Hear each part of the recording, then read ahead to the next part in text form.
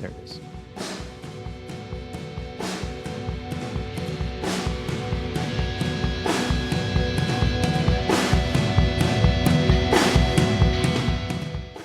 Welcome back to the Fire You Carry podcast.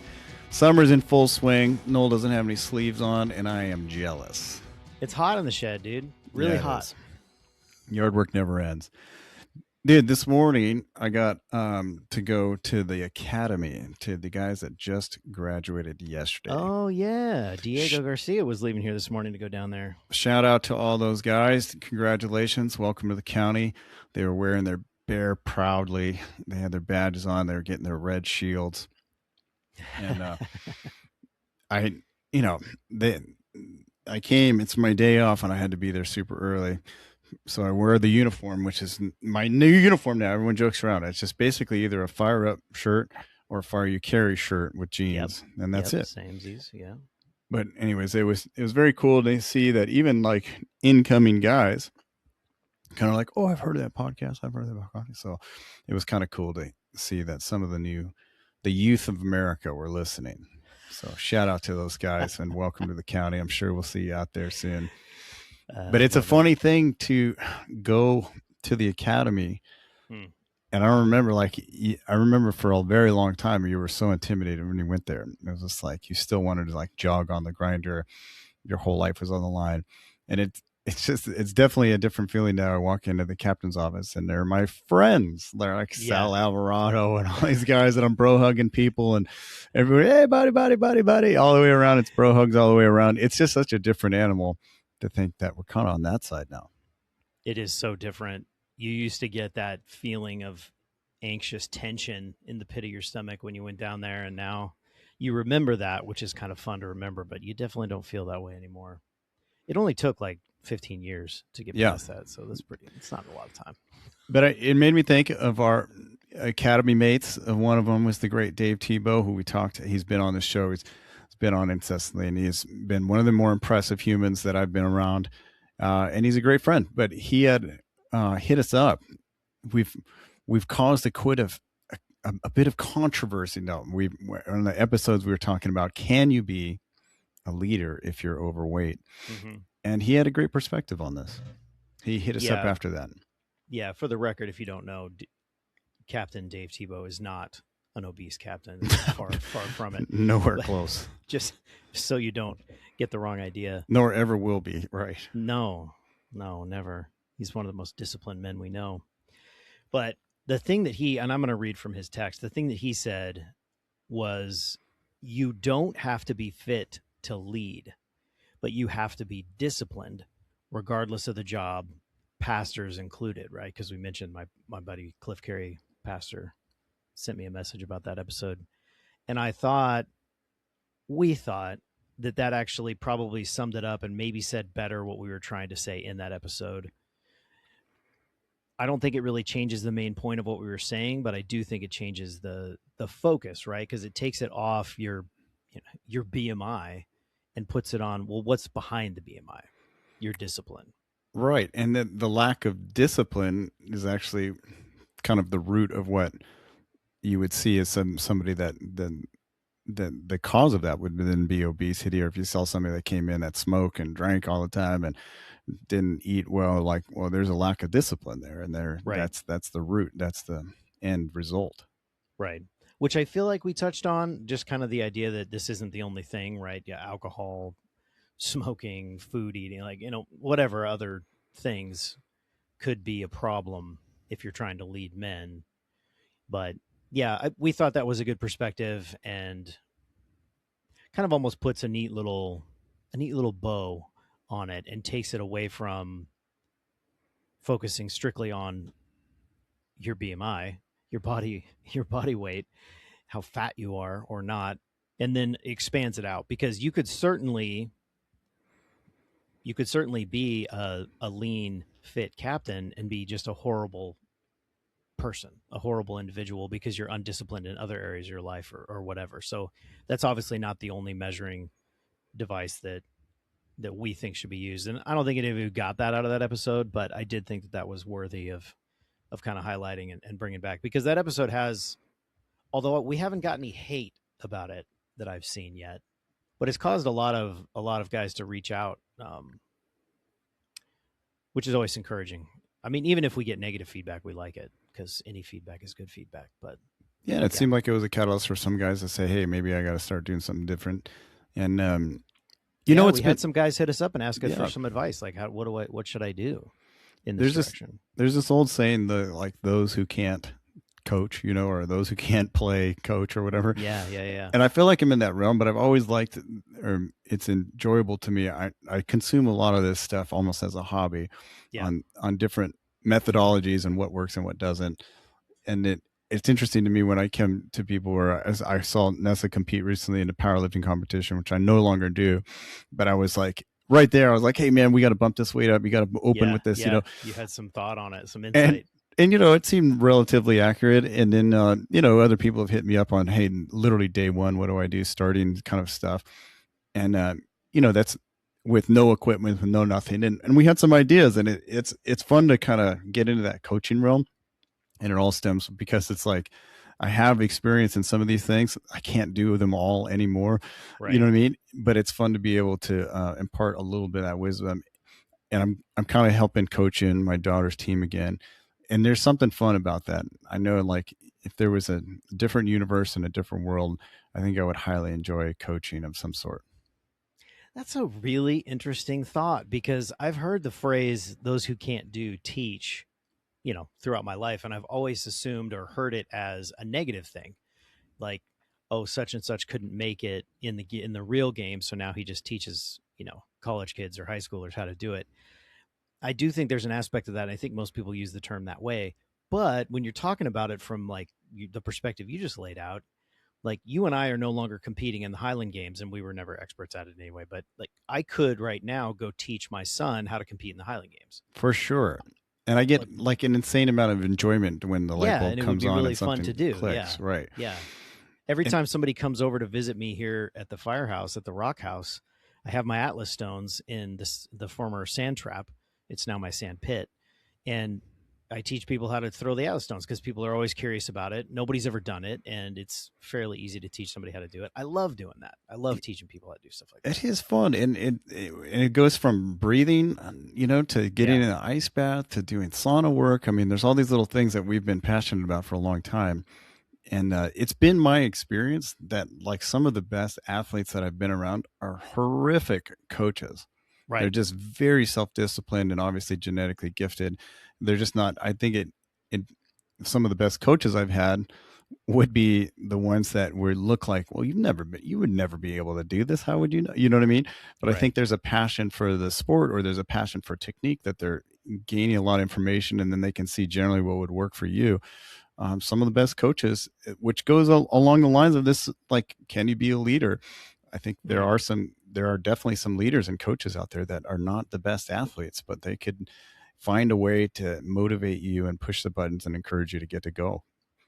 Yeah. And I will say this, there is a reality, bringing it back into the fire service.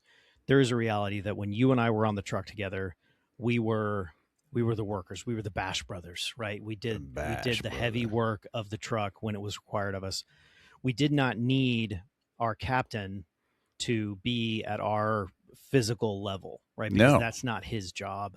We needed him to lead, and we needed him to be disciplined, and all the things that our captains at 15s were. They were those guys, but they didn't need to be able to do the things physically that we were going to do, because that was our job.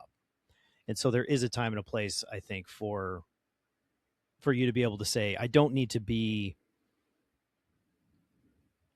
as fit as my fireman. I should strive for that, sure, but I don't have to be at that level if you've got some crazy fireman that's, just doing that all the time. But you do have to still maintain that discipline. And I get it now, because at their level, at 53 years old, so older, yeah, they still had discipline. They were still riding the bike. They were still doing light weights. They were doing, right. They didn't have to do Atlas stones overhead. You know what I mean? Right. And that was effective. And I finally get that now, after, being elderly, and now with some injuries, I get it now. I'm like, oh, okay, I can do what works for me. Did you just call yourself elderly? Elderly. You are going to anger some of our listeners by saying that. They are going to be upset. I can see their faces. I'm talking about right now. On this job. This is a young man's job. I know. And I am not young anymore. But it's fun. I think the interpersonal dynamics are interesting. Like, I only have 2 children and they're both women, but coaching them is different. They're very individualistic. I could look at my youngest daughter in the wrong way and she just breaks down in tears. The older one, you almost have to beat with a bat to like get to, you know what I mean? And there's different motivations there. Yeah. But generally speaking, I've noticed with the girls teams, they definitely and we had Sean on the show who talked about that when he was coaching water polo. He could just scream bloody murder at the boys, Yeah. and he got zero response out of the girls. And that was super helpful talking to Sean about that, because with the girls, like, I started out with positive. Hey, we're going to work hard. You can do this. I believe in you. Believe in yourself. Let's go have some fun. And then you go train, like they need that positivity. And I'm just generalizing. I'm sure there's other girls that don't need that need the hard stick, but it's fun to watch the individuals and seeing and learning what motivates them and how you can coach them better. Yeah. Coaching, teaching, leading. It's all good stuff. Yeah. And most of that stuff comes later on in life when you're elderly, as Kevin just said. Elderly. Because you need that knowledge, you need that experience. Totally. But it doesn't mean you can let go of the things that got you there and got you to that experience and that knowledge. All right, I got to shift gears real quick. I did mention him a little bit ago. My buddy Cliff Carey is a pastor. He listens to our show, which is awesome and humbling. He was my youth pastor as a kid, so I've known him forever. Really good dude.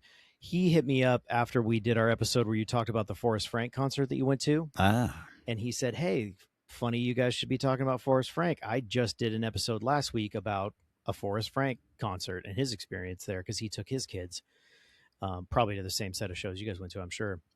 But I want to recommend to you guys, if you listen to Forrest Frank, if you found that dialogue on that topic and that kind of world interesting, go listen to this. I'll put a link for it in the show notes. Cliff's podcast is called Backshed Bible Study.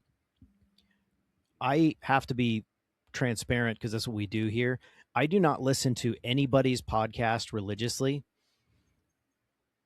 I'm not even going to go into why, but I don't listen to podcasts on a basis anymore. The only time I will listen to podcasts most of the time is if someone recommends to me an episode, then I'll usually listen to it. For Cliff's, I have listened to quite a few of his episodes. I've enjoyed them a lot. It's a totally different format than what we do here, but he's a really good dude, solid Bible teacher, and just a great guy. So I would recommend that episode to you. I will put the link in the show notes if you're curious about hearing another perspective, kind of a different angle on the Forrest Frank thing. So go check that out. Backshed Bible Study with my good friend, Cliff Carey. Let's go. I got another recommendation for you. Here we go. You good? You ready? Yeah, let's hit it. There's a book series. It's called the Lion of War series. There's 3 books. It's The Day of War, Covenant of War, and Song of War. They're by a guy named Cliff Graham, and they are fictional books based around the life of David and his mighty men and the wars and the Philistines and killing lions and Goliath. And I read them in like an actual book form, and I don't remember how I came across them, but I read them. Honestly, it was probably 15 years ago, and have since given them to my son North to read when he was at an appropriate age, because these books are very violent. They're very brutal. They're very real world. So they talk about the things that were going on at that time. The Philistines coming in and raiding villages and taking the women to basically be slaves, and all the horrible things that would happen during that time. He doesn't shy away from the brutality of the reality of that time in world history, but he also weaves in the actual historical accounts from the Old Testament. So really good, really engaging books. As you guys know, because Kevin and I are both fans of Jack Carr and the Terminalist series. I'm just going to say it. I love violence. I love to read about it. Who doesn't? Watch it on the big screen. I love it. And these books are definitely that. So I would recommend these. The reason that I'm revisiting them now is they actually just came out with audiobook versions of all 3 of these for the first time. So I've been listening to them and listening to them in the same way that I listen to the Terminal List, where it's just like every free moment I have, the book is playing. So definitely recommend those. I'll put a link to those also in the show notes. They're definitely worth your time if you like violent historical fiction. Yeah, and then the problem with me now is that we got a lot of people that send us all these stuff. Yes. And like I'll start an Audible book and then somebody else will send me something like this and then I get excited about it and then I start and I'm like halfway through like 6 books right now. Me too. The ones that are not as engaging as these. Yeah. And then finally when I run out of these type of things, then I go back and start trying to finish those ones that have been sent to me. But I have some books in my Audible library that I've been working on for probably 2 years. These are a little more academic and a little deeper. The Line of War. You had me at the Line of War. Let's go. It's so good. I love it. I would love to hear anybody else's thoughts on it because I'm a huge fan. My son North loved them, and it was fun too because it was kind of like, I mean, they're violent and brutal enough that it was like Indy is interested because I've been talking about it at home, but he's 11. He's not ready. He's not ready for this. So he's like, well, when can I listen to these? Because he can see that I'm excited about it. I'm like, I don't know, maybe when you're 13, I'll have to revisit and see. So now he's kind of got that thing to look forward to, which I think is better than how. And this is not a dig against my dad, but I can vividly remember when my dad let me watch my first R-rated movie, which was Navy SEALs with Charlie Sheen. Oh yeah. And it was like a big coming of age moment to watch on the screen some guy get his head evaporated by a sniper's bullet. I just thought that was the craziest thing I'd ever seen. But I think this is probably a better kind of like, you're a man now, you can listen to this audiobook where it describes that, but you don't see it with your eyes. Right. Yeah, I think that's appropriate. Yeah. There's a debate out there whether reading versus listening to a book is still educational or informative. I had some videos suggested to me on YouTube about that exact topic. Like, was listening to an audiobook as good as reading? And I, to be completely transparent with you, refused to watch the video because I was afraid that they would say that listening to an audiobook isn't as good. And that's how my life is. I've got the drive time. I've got, you know, like right now I was doing yard work and I'm listening to an audiobook while I do yard work. Sometimes I even work out while I'm listening to an audiobook if it's good enough. So I don't want to know if it's worse. I love it. Yeah, I don't know what the answer to that is, but I think it's still better than nothing, right? Well, yeah. I think it's fantastic. You're still getting vocabulary. You're still getting a story. You're still, I think it's fantastic. Yeah. It's better than some of the other things I could be listening to. All right, dude, I've got one more thing. Save the best for last. We talked about it before we hit record. You made a face. But I wanted to know if you've heard about this Sardine Fast. Oh, man. And you said that you had heard about it.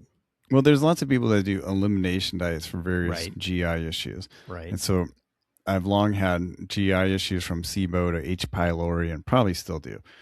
So one of the GI people that I went to put me on sardines. Bro. I mean, just sardines only? Just sardines, dude. So how many cans a day were you eating? So in the beginning, I was probably like 3 or 4. Yeah. And then it's so monotonous and and like I got so disgusted at it because sardines, if you don't know, come in a can with olive oil if you're lucky. If you're lucky, yeah. And then they have the bones and everything. And so it's got grit to it. And then before long, it was like I was eating 2. Yeah.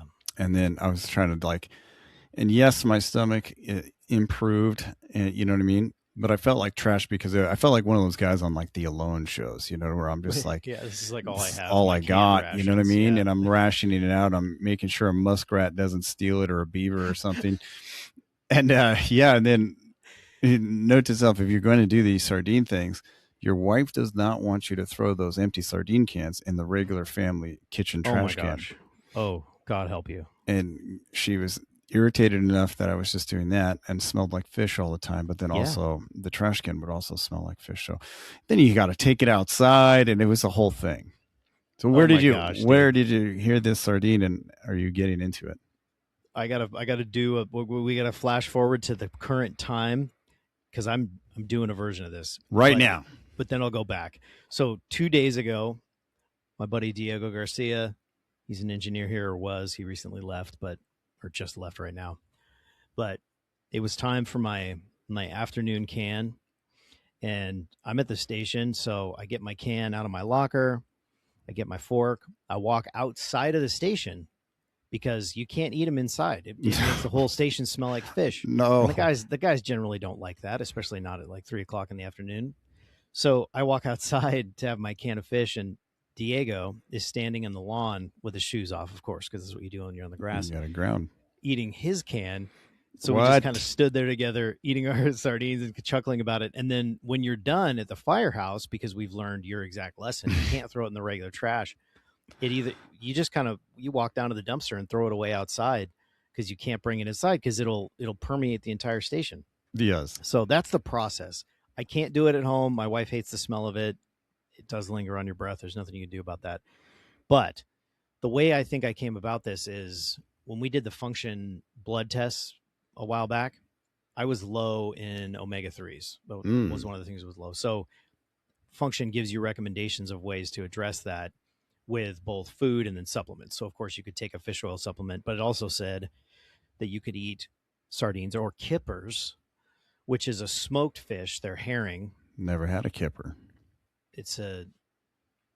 I'll get to that. But so I started eating kippers again because I'd grown up eating them as a snack. For some reason, my parents would have those in the house. I loved them. I'd put them on crackers, and I thought they were great. So I had eaten them, knew I liked them. So I just started eating those. I'd add a can a day, and my levels came up. It fixed my omega-3 levels. They got really good after that, after doing that for a while. So I had already been eating these fish just as part of my diet anyway. Not every day, but, probably 3 or 4 times a week. And then for some reason, I started seeing videos in my YouTube feed of people talking about sardine fasting. And I'm a kippers guy. I'm not a sardines guy. The nutritional profiles are very close, really close. The sardines are slightly better because you're getting the bones, whereas the kippers have less bones. But anyway, I finally ended up clicking on one of the videos because it was Dr. Dom D'Agostino. Yeah, Agostino? I know that guy. Yeah, his name. And I've seen that guy's content, watched enough of it that I feel like, oh, this guy kind of knows what he's talking about. I wonder what he's saying about it. So I watched his video on it, and his thing was interesting because he had stumbled across just being in his lab working when he was working on his doctorate or whatever. He had found that the nutritional profile of the sardine, a can of sardines, was such that he could eat those while he was working, not have to pause to cook a meal, didn't even have to reheat it, just would eat this. It was good, had a lot of protein, a lot of good fats. So he did a time in his life where he was just eating those pretty frequently, and that was kind of all he ate during the day because he was just in the lab all the time. Wild doctor stuff, but it was working really well for him. And then he had a buddy who got cancer, and he put him on, he suggested that he go on this elimination diet using sardines. And of course, we don't know anything. There's too many things that could have happened. But the guy went in basically into remission, ended up surviving and did really well. And so he started using it on himself, using it on his patients, and had just found that people feel really good when they do it. They lose weight, and they call it a sardine fast. It's not really fasting, but just to distill everything he said down into like broscience, essentially what you're doing is you're putting yourself into a caloric deficit because he recommends eating 3 to 4 cans in a day. You're putting yourself into a caloric deficit, but you're still getting a decent amount of protein, and you're getting all the good fats, the omega-3s and stuff. So your brain and everything else is functioning really well. So you feel good. So it's easier to maintain that versus like fasting for 72 hours. Yeah, so, no doubt. And I mean, you're going to go into ketosis. You're into ketosis, exactly. And ketosis, from what my just completely uneducated research has said, is that obviously starves some of the cancerous cells too. So right. Which feed off of carbohydrates and sugar and blah, blah, blah. Right. So, which there are other ways, of course, there are other ways to get to that, right? Sardines aren't the only way, but it's a fascinatingly easy way to do an elimination diet to get into ketosis, which spurs fat burning. And so anyway, I was like, well, I'm at the station a lot. I'm working a lot of extra days right now. Normally I do beef and eggs and cheese and, sometimes I'll do rice, but I try to eat really simple at the station. So I'm not spending a lot of time doing food prep. I was like, I could easily eat 3 or 4 cans of kippers in a day and just eat that. So I did that for a handful of days, got noticeably leaner, less inflammation, all that kind of good stuff. Yeah. Like you would get if you fasted for, 48, 72 hours, very similar to that, but I felt really good. So then Diego got on board. A couple of other guys in the station started trying it. Across the board, everybody that I've talked to that has done this for 3 days, 2 to 3 days, notices an immediate reduction in inflammation. They get lighter on the scale. They look leaner, and they feel really good. And it's easier to maintain than, like I said, just a normal A straight water fast. fast, which is brutal, right? I've had to add in some eggs. I need more calories when I'm being active. So we've been doing a ton of yard work here. It's just the season. So I'm working outside for hours in the sun. I'm still working out, and 3 to 4 cans of kippers a day is just not enough food for the amount of activity that I do. So I've added in hard boiled eggs. I'm drinking heavy cream in my coffee. Like, I'm doing other things. I'm basically just doing keto, but I'm using the cans of kippers because the nutritional profile is so good as my main meal. Fascinating. Now, I was doing. Let's get specific here. I was doing the Wild Planet. Right. Those are the ones he recommends with olive oil. Yeah. Does he say olive oil or just straight water?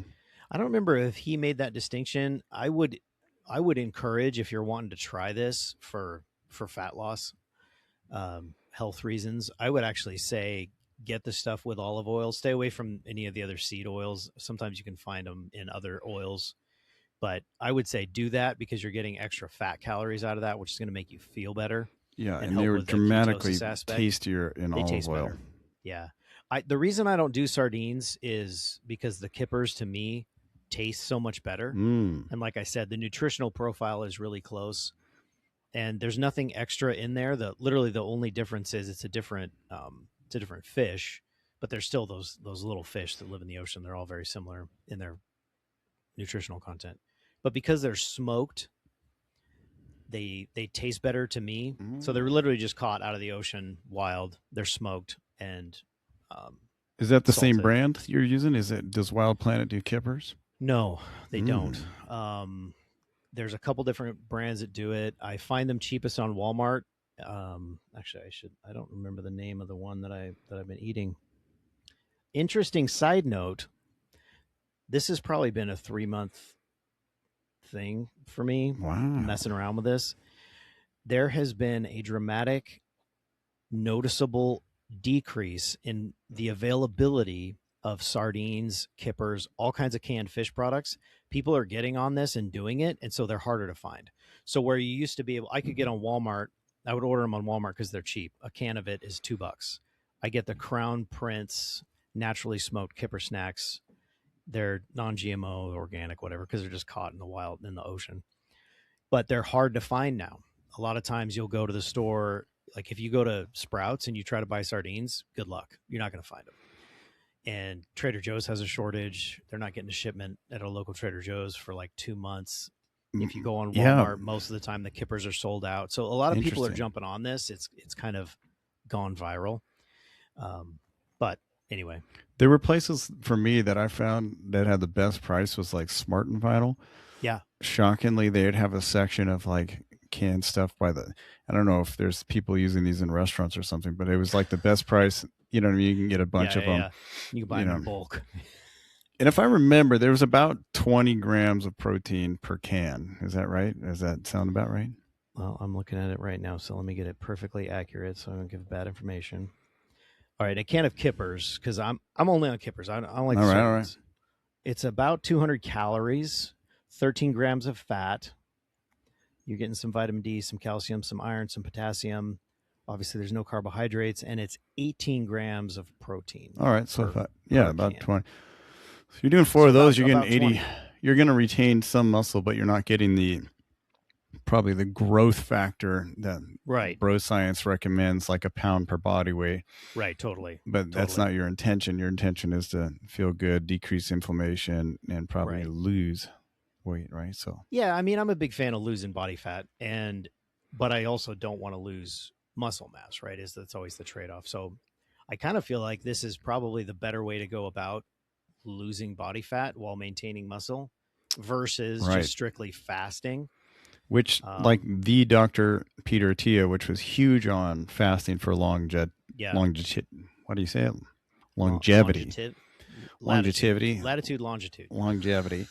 But he kind of revamped that and Yeah, said like it's more of a 2 to 3 day because you will lose muscle when you're fasting. That's just a right. fact. If you're straight water fasting, so curious to see. I mean, now listen, we are not doctors to go talk to somebody. I don't even play one on TV. And so, but we've both played with this. Noel's deep in right now, but you can play with it as long as you feel medically safe to do so.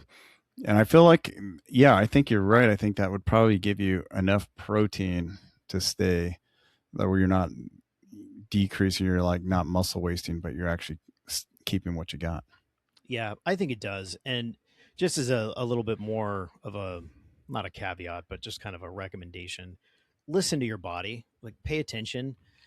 When I was first doing it, doing 3 or 4 cans a day and trying to be active, I didn't feel bad, but I felt tired. And I felt at the end of the day I was really hungry and craving food. And, you know, don't put yourself in a situation where you feel so crappy that you're going to end up just bonking or making a bad decision and eating a gallon of ice cream in the middle of the night, right? Because that's where that kind of stuff leads. So if you're trying to do this and it's not working, don't worry about it. Like maybe it's not for you, or add in other foods to supplement and just kind of use this as part of the tool. And yeah, like Kevin said, we're not doctors. We're not actually. Right. I Anything. mean, legally, we shouldn't even actually recommend you do anything, but I recommend you try this. But just know that there is an adaptation phase. Like everyone says, the Yeah, first day is no big for deal. sure. Second day starts getting weird. Yeah, And then third day, you might feel like crap. But there is people, it varies wildly. But I see people that if you've never done anything related to ketosis, your stomach will change, your bowels will change, you'll have some diarrhea. You know yep, what I mean? It's all over the place, right? But yeah, then there's usually a breaking point for me where all of a sudden I start feeling good, yeah. and then everything starts meshing in. So it's just like anything. You have to break through the adaptation to get any results. Yeah. And the if you're concerned because of the news surrounding fish products and mercury, if you're tracking any of that, the small fish, the bait fish, essentially, they don't really have mercury in them, or at least not at any kind of level that would matter. So it's in that sense, eating kippers on a regular basis or sardines is relatively safe, at least in that sense. It's not like if you were eating a ton of tuna every day or salmon or whatever, where you're going to possibly see elevated levels of mercury. So that's not a concern. It's pretty funny to watch my kids revolt though, because I've taken my daughters deep sea fishing, Mm. and they usually use squid or sardines, Yeah, and it's yeah, in this giant puke bucket, and yeah, there's blood and eyeballs and just disgusting stuff. yeah. And so when I've eaten them at the house, it's almost like they revert right back to that bucket of You're eating death, out of the chum bucket, the dude. chum bucket, and they're like, "How could you possibly eat that?" So I think I've ruined them forever for trying that. They refuse to even try a bite. Yeah, you definitely have to go into a mentality if you're trying to do something like this for elimination, for health reasons, or for losing weight or whatever you're doing. You have to change your mindset from eating for pleasure and enjoyment and satiation. I can't say that word. Being satiated Yeah, to I'm just eating for fuel, right? It's a different mindset because if you're trying to eat 4 cans of sardines a day, like you mentioned at the beginning, like that's boring. It's monotonous. It's terrible. It ain't fun. But if you've got a reason you're doing it and you just kind of change your mindset, it is doable. So anyway, that's enough on that. But I had anything's to mention doable. it because it's going on. It's out there. Yeah, and I think if somebody does it for 3 or 4 days and then they all of a sudden start dreaming of chocolate cake and stuff like that, I'd suggest you just try a little fruit and maybe a little honey, and then start back over it. Yes. Yes, you will get out of ketosis, All but you're right. still eating That's okay. something your body, and then you start adapting for those type of things. Yeah. That's cool. How long do you think you're gonna try this sardine situation? I don't know. It'll probably become kind of part of my normal rotation where some days I do the beef and eggs and rice and other days I just do the kippers. I'm I'm kind of in a phase of life right now where I know that I'm getting into the elderly years of my life where things are. I heal noticeably slower at this point. I've Yes, yes, noticed that I yes. heal slower. It is more difficult for me to lose weight. So I know eventually I'm going to get to an age where it's not only difficult, it's really difficult to lose weight. I know my body. I know I default to fat. Like I have a lot of diabetics in my family history and stuff. And so I basically am kind of in a mode right now where I'm trying to get into the best physical shape that I can now while it's still quote unquote easy so that I can maintain that going into my 50s and 60s and hopefully 70s and beyond. So I'm kind of just fired up on this idea that I'm just going to try to get into peak physical condition and Let's go. see how physically fit I can be when I turn 50. Let's go. That's I kind of what love it. my mindset is. So I don't really have a short term goal. It's definitely not something that I'm doing every single day. I basically am doing it right now most days at work, and then when I go home, I just eat whatever the family's having and kind of be more of a normal person. But And and fun fact, it's cool to watch like an innate dog. I would pour like a sardine and some of the juice on top of his kibble, and it was like the greatest thing in the world. the best day of his life. There's a guy I seen online multiple times. He has these unbelievable cane corso dogs, and they're like the Those most are cool. beautiful coats you ever had. And he feeds them like a full on raw diet. They eat once a day, and you see it. It's like a duck leg, ground beef, like sardines. There's some fruit in there. I mean, it's like the most natural, like wild dog. Yeah. And they inhale everything. They eat the entire bones. They're eating chicken necks. You know what I mean? They're like, and they're just destroying it. So I'm like, oh man, that's what a wild, somewhat tamed wolf should have. That's what you need. Yeah, it's got everything you need. Why wouldn't we do that? That's got to be better. We should do exactly the same thing than Cinnamon Toast Crunch and milk, right? It's got to be better. Now your dog will still eat the Cinnamon Toast Crunch if you put it in the bowl. he will, but his coat not going to be as shiny. No. He's going to get the diabetes. No. He's going to have arthritis in his dog knees. Do dogs have knees? The bees do. Bees have knees. Dogs have stifles. Well, that's cool. Like I might. Elbow. Yeah, I might. You've inspired me. I might get back on the sardine. Not just dabble. I mean, I have like. With it. Yeah. Well, I still have some cans up there, and there's no reason why I can't throw that in for a lunch. What Diego and I think this was Diego's idea, but after he got on it and has been using it periodically, not all the time. Like most of the time, we're honestly doing it for 2 or 3 days at a time, and then kind of having a normal week, and then 2 or 3 days at a time. But anyway, strike team bag. Oh, good idea. Cans of kippers and sardines last for like 5-10 years. They last a really long time. And I just can imagine myself out hiking the hills with the packs. If I had some cans of sardines or kippers in my bag, like that would be amazing. Yeah, because otherwise they give you a uncrustable, and you're not going to get that for the first 24 hours. Right, like it's you're trash. on your own for the first 24. So that could be amazing, especially with the I have fat, some like the protein. Yeah, I had to go out, and I had in my bag like 15-year-old like melted protein bars, and that was just not the way. Yeah. Yeah. I usually keep in mind like those. What are those bars that are made out of like? They have like 4 ingredients. It's like dates, almonds. And yeah. What are those called? RX bars, something like that. Anyway, I had a box of those and like some beef sticks, which is great, but I don't know, dude. Sardines might be better nutritionally. The guys are going to be annoyed if you're trying to eat that in the rig, but whatever, they'll be all right. So, all right, that's enough of that. One of the things I've noticed, just this is recently, I do feel like fasting helps me in the morning, and I'm not super religious. I'm not trying to get an 18-hour fast or 14-hour fast. I'm trying to just be intuitive and listen to my body. Yeah. But I tend to not eat till like 11:30 or so, or noon or whatever. But I have noticed that when I do eat something with some carbohydrates and some protein in the morning, I feel I have more energy to work out, and I feel like I have a little bit more drive and a little bit more. And so it depends on my goal. Like, hey, if I want to get if I want to be an athlete and really participate in games and stuff like that, I got to eat.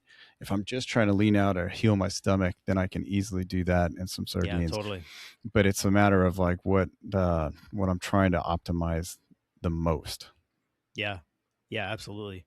If I'm in a mode where I'm trying to work on I don't know. I don't really work on heavier lifts, but if I'm trying to work on lunging, like if I'm lunging with some weight or something like that, and I know I'm going to be pushing, I love to have some honey in my coffee There it before I is. work out, like some tablespoons of honey, or I'll eat rice immediately after. Like 100%, there's a benefit if you're trying to work for performance to carbohydrates in around that time. There's definitely specific times and reasons for Yeah. everything. There's And not a one answer for any of it, which is why it's complicated and most people ignore it. it is. But if you're a skinny guy that wants to gain muscle, this Right. is probably not for you, right? Don't do it. This Yeah. is not for you. You need to eat like meat and rice often, right? You And then could start add in- increasing meat and rice often. Yeah. And could have a add gallon of into your whole milk a diet- day. You could add into your diet a can of sardines to get those extra fats and a little bit of extra protein. Like, it would be good for you, but yeah, don't go strictly on this. It won't get you what you want. Have you Good seen point. this Alone show? My kids watch it, so I've seen parts of it. I've never sat down and watched a full episode. I'm aware of it. It's pretty fascinating. The family was watching this latest season. I think it's on Netflix now. It used to be on the History Channel. But they went to the Arctic Circle, and these are kind of like the season of champions, where they have these dudes, and it's like below 11 degrees, and Yeah. immediately they have to start getting shelter and then finding ways. But it's Right. amazing to me. The guy who won the thing, I think, went 82 days, and it was heroic what he did, and it was incredible. He's probably the toughest dude I've ever seen. But I kept thinking, like, the dude went 82 days. But like, and that was an amazing feat. But there are people that have got generations out there that like, you know what I mean? Like generations of people that have like lived there, the Lived my Inuits, entire life in this Inuits place. or whatever they call. I mean, you know, but This it guy was just won $1 million. But the one that I freaked everybody out, I think I thought it was the biggest. He trapped a rabbit. Yeah. And he had this really intricate way of taking the jawbone out and eating the brain out. Oh, and how delicate that was a delicacy, and like the fats inside that, and how it was, and you can't, and making sure you eat the liver. But it's wild to watch a normal human being revert back to a complete and total savage when you're so food restricted. Right. That, yes, innately, like, so I always think of that like as on a vegan.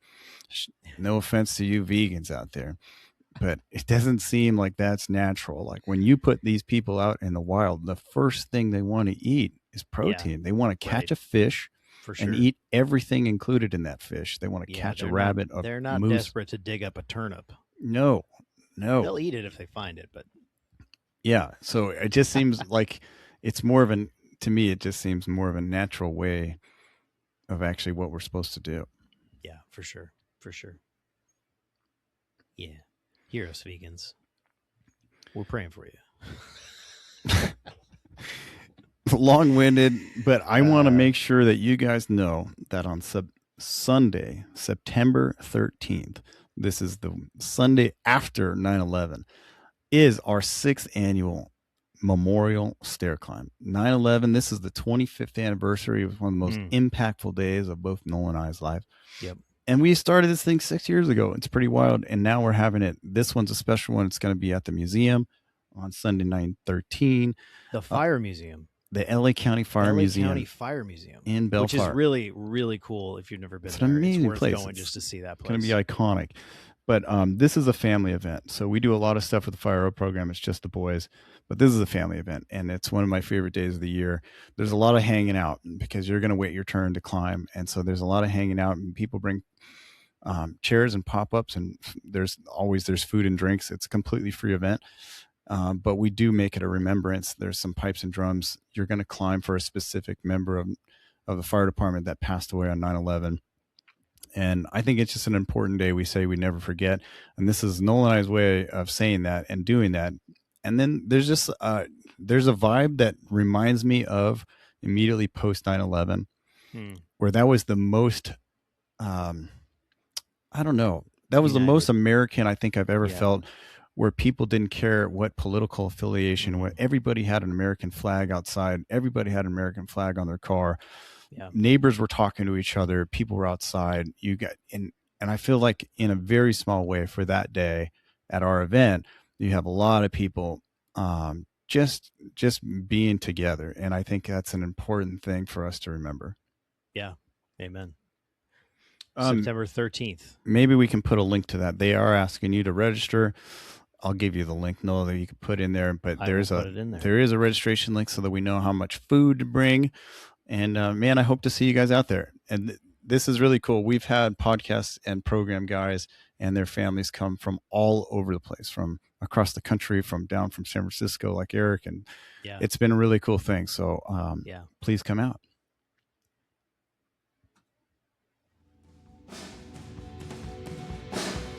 This has been the Fire You Carry podcast.